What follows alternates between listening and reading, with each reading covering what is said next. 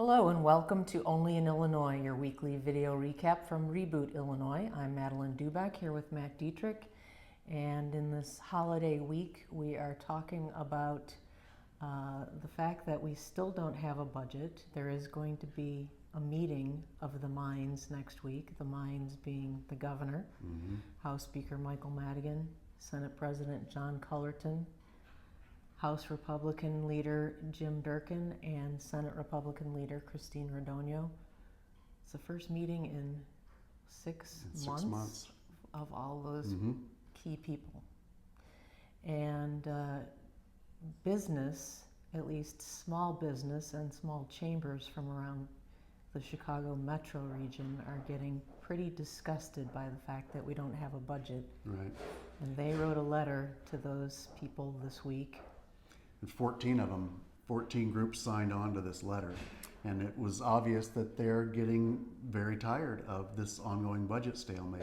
And we tend to see the term government shutdown as something kind of in the abstract. Right. But these business groups made the point that it's not in the abstract, and it's got a domino effect. And you've got college students who aren't getting their MAP grants.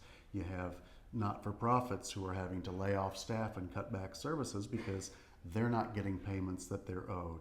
You have colleges wondering, how are we going to keep the doors open because where's our state aid?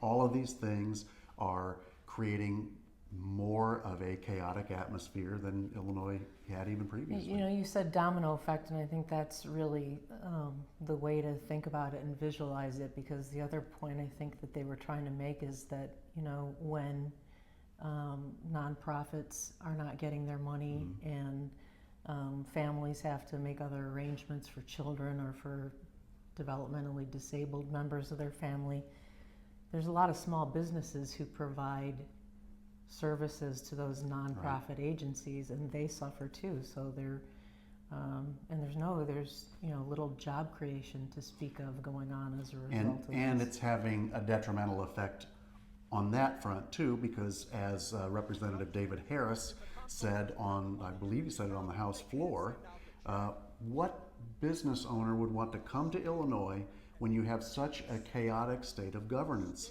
going on right now? The other thing that the business owners point out is that this is going to lead to higher taxes the longer we go on here. And there's another way that it's going to lead to higher taxes, and that is our credit rating is going to go down. And we just had Moodys this week came out a month after it dropped our credit rating again to even lower among the worst of all states. Moodys came out with an FAQ answering 6 frequently asked questions about, what caused Illinois' credit rating to go down, how can it get it back up again. This is probably sort of a signal from them that they're going to hit us again if we don't get our act together pretty soon and get a budget in place. Right, which then also, obviously, as you said, costs us more money. So, and the whole thing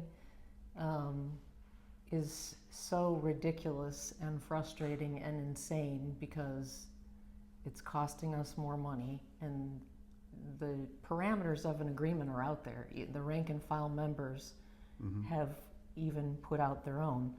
But they're all being told that nothing can happen on this until January, because it's all driven by politics.